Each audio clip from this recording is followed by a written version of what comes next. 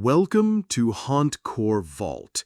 If you are ready for horror tales, you are in the right place. If you are new, please subscribe to the channel. I'd love to know where are you from and what time you are watching. Let's begin. It was late, well past midnight, when I was driving through the Canadian Rockies.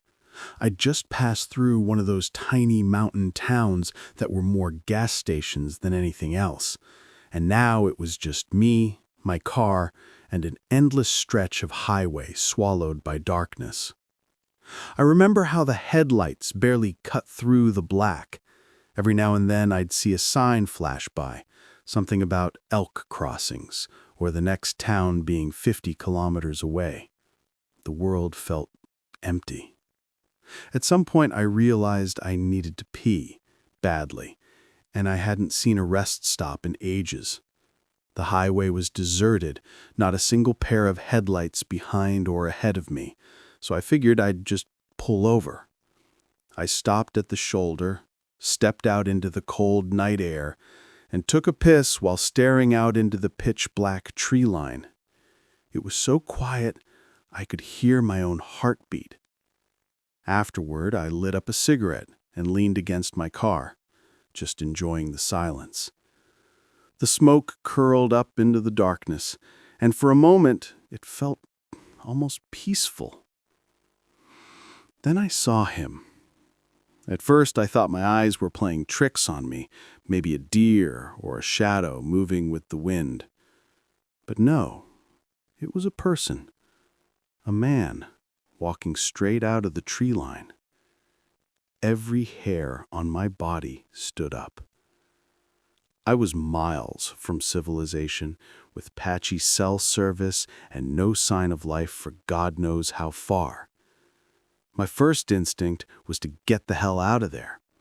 So I calmly, as calmly as I could manage, walked back to the driver's door, got in, and locked all the doors. I kept the engine running, the car in drive, my foot hovering over the gas pedal. But for some reason, I didn't leave. Something kept me there. The man kept walking, slow but steady, right up to my passenger door. He looked like he'd been through hell, clothes dirty, face pale, eyes hollow. Then he knocked on the window. I cracked it just an inch and asked, "What's up?" He looked straight at me and said, in this low, steady voice, "I need you to call the cops." I asked why. He took a shaky breath and said, "I came out here to kill myself. I was gonna do it, but I couldn't. I thought of my daughters." That hit me hard. The tone in his voice wasn't dramatic or attention-seeking. It was quiet, like he'd already made peace with everything and then suddenly couldn't. I told him I'd call, and I did. While we waited, he just stood there, crying softly.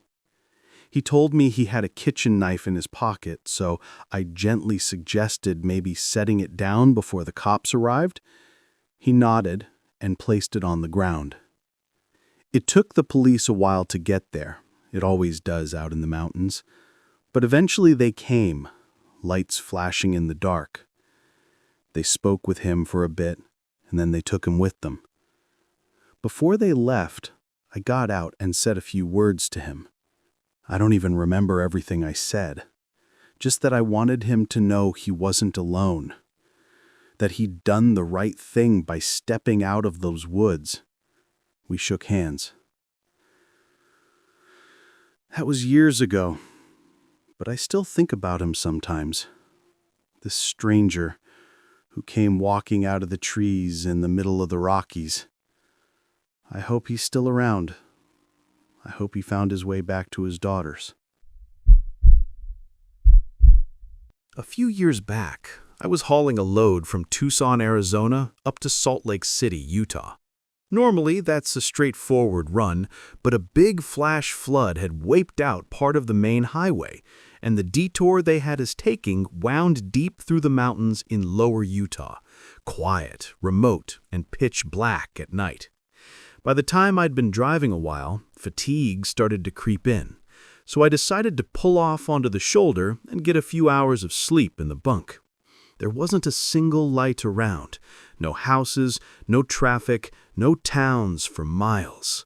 Once I shut everything down, the darkness outside was total. Around 4 in the morning, I wake up to this weird sound, something fiddling with the air and power lines that run between my cab and trailer. Those lines are only about 6 inches from where my head rests, so it's like whatever's out there is right next to me, separated only by a thin sheet of metal. At first, I tell myself it's the wind or my imagination, but then I feel something climb onto the back of the truck, the metal landing behind the cab, and the whole rig shakes. Whatever it was, it had to be heavy. 2, maybe 300 pounds, easy. My brain's running through the possibilities. Bear, mountain lion, maybe even a person, though that last one didn't seem likely in the middle of nowhere. Now I'm wide awake, heart pounding so hard it's echoing in my ears. Instinct kicks in, and I decide I need to scare whatever it is off before it decides to come closer. So I ball up my fist and slam it into the cab wall as hard as I can. One solid, loud bang. What I hear next chills me to my bones. A man screaming bloody murder, then a heavy thud as he hits the ground, and then chaos. Voices shouting, at least a dozen people all around my truck yelling to one another. I scrambled into the driver's seat, flip on my lights, and suddenly the whole scene comes into focus.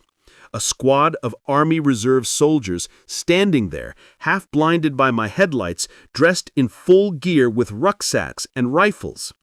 Turns out they were in the middle of a midnight ruck march and capture drill. Their mission? Locate and secure an abandoned truck parked along the highway. Problem was, that truck was supposed to be about 3 miles back down the road. They had no idea I was a real driver who just stopped to sleep, and I sure as hell didn't expect a bunch of soldiers climbing on my rig at 4 in the morning. Once the confusion settled, we all had a good laugh about it. I explained that I was ex-military myself, which helped smooth things over. They radioed their CO to report the mix-up and to let the other squads know I wasn't part of the exercise. After that, I laid back down, but there was no chance of getting any more sleep. The adrenaline was still running too high, and honestly, I kept chuckling at the thought of that poor guy falling off my truck, thinking I was some kind of training prop come to life. I used to run hotshot freight all over the Great Plains and Minnesota. One night, around 2 a.m., I was hauling through North Dakota, trying to make Montana by morning. I was carrying a high-value tractor part, a critical piece a farm desperately needed for the next day. The road stretched out flat as a pancake, like it always does in North Dakota. You could see for miles in every direction, especially at night. The highways there are long and straight, sometimes painfully so. I could feel that creeping highway hypnosis start to set in, but I'd dealt with it plenty before. Then, way out ahead, about half a mile, something stretched across my entire lane. At first, I thought it was a piece of blown tire or a long strip of retread rubber. I slowed down, ready to switch lanes to avoid it. As I got closer, I realized it wasn't debris. It was 2 people, lying head to toe, flat across the entire lane. I swerved into the opposite lane and came to almost a full stop, but they didn't move, not even an inch. I was about to back up and check on them when a memory hit me. An old graybeard driver once told me. He warned me that in certain remote areas, people would lie down in the road to force drivers to stop. Then, with accomplices hiding nearby, they'd jump out and beat the driver, steal the vehicle, and leave him stranded. I didn't want to be that guy. So, I put the truck back in gear and drove away. As I did, the two people got up and shuffled off toward the shoulder. I called the police, explained what had happened, but out there, we're talking miles and miles from civilization. I doubt anyone even showed up. But, thanks to that old graybeard and his advice, I kept my truck, my job, and most importantly, my teeth. It was around 3 a.m. when I parked off an exit ramp for my 10-hour break. The moon was full, bright enough to turn the cut cornfields silver. That's when I noticed it. A figure out in the field. Human-shaped, no question about it. It gave me a little chill, but I told myself it was just an old farmer's scarecrow, maybe something he'd put up for the grandkids. North of nowhere, middle of the night, your mind plays tricks on you if you let it. I settled into the bunk, watching a few YouTube videos to unwind. Out of the corner of my eye, though, I thought I saw something move. I paused the video, shut off the cab lights, and peered through the windshield. The figure was still there, perfectly still. But something about it felt off. Maybe it was the moonlight, or maybe it was me, but it looked like it wasn't quite in the same spot anymore. Maybe just a few feet closer to the road. That got under my skin a bit. The highway was dead quiet, just a car now and then, maybe one every 10 minutes. I tried to brush it off, but soon enough, nature called. I really didn't want to get out, but I told myself I was being childish. Before climbing out, I checked again. The figure was still there, right where I thought it should be. Fine. I stepped down, walked between my truck and trailer, and started to take a leak. The night was still and cold. Every nerve in my body screamed not to look, but I couldn't help it. I turned my head toward the field. Empty. The figure was gone. My stomach dropped. I didn't think. I just zipped up, jumped back in the cab, and fired up the engine. I didn't care about my logbook or a violation. I was gone. 40 minutes later, I pulled into a bright, crowded Love's and parked under the biggest light I could find. Didn't sleep much that night, but I knew one thing for sure. I'd never park on an exit ramp again. I used to do deliveries. Not a full-on trucker, but I spent a lot of time on the road.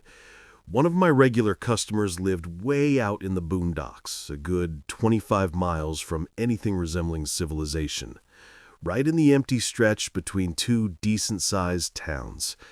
I'd drive that route maybe once a month. It was long and lonely, but usually I'd pass at least one other car going the opposite way, just enough to remind me I wasn't the only person left on Earth.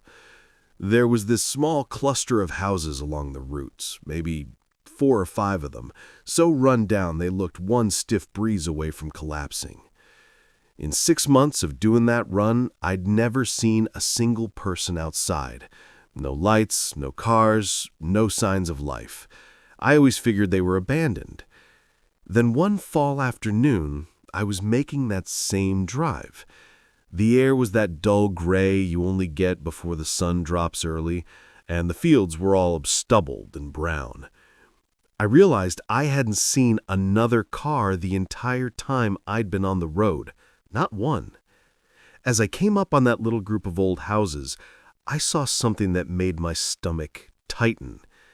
An old woman, in one of the yards, pushing one of those manual reel lawnmowers.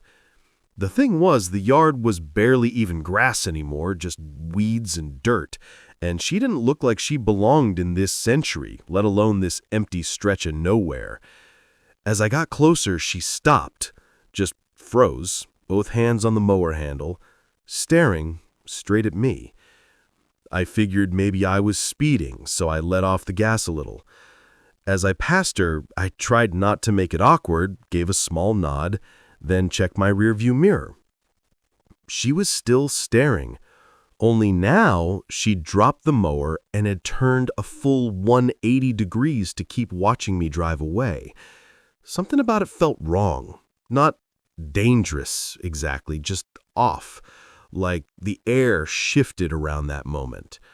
I didn't see another car for the rest of that trip, and in the 10 months I kept doing that route afterward, I never saw her again, or anyone, for that matter, around those houses. Every time I drove past, though, I'd glance up that yard. The mower was always gone.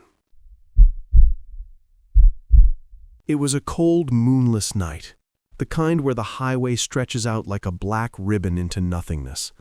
I was hauling freight through a remote stretch, no towns, no lights, just endless asphalt and silence. Then, way up ahead, I saw him, a solitary figure standing by the roadside, thumb out. He looked pale, almost translucent in the darkness, wearing a worn coat pulled tight around him. Something about him didn't feel right, but I was tired and figured it was better than leaving him out there. I pulled over, cracked the door, and he slid in without a word. His eyes never left the window. His face was expressionless, cold. I tried to break the silence, but he didn't respond. The only sound was the hum of the engine and the occasional shuffle of his boots on the floor. We drove for what felt like hours. Then, just as I passed an old crumbling cemetery shrouded in mist, I glanced back to talk to him, but the seat was empty. Cold dread hit me when I reached back to grab my wallet and phone. Both were gone. I spun around, heart racing, but the cab was empty except for me. I slammed on the brakes and jumped out, scanning the dark shoulder with a flashlight. No sign of him. Later, I learned that years ago, a man matching his description had died on that very stretch of highway, trying to hitch a ride home. Some say he still rides, searching for a way back. Since that night, I don't pick up hitchhikers. And if I ever see a lone figure on the side of a desolate road again, I just keep driving. I was dead tired, rolling through a stretch of highway that seemed to go on forever.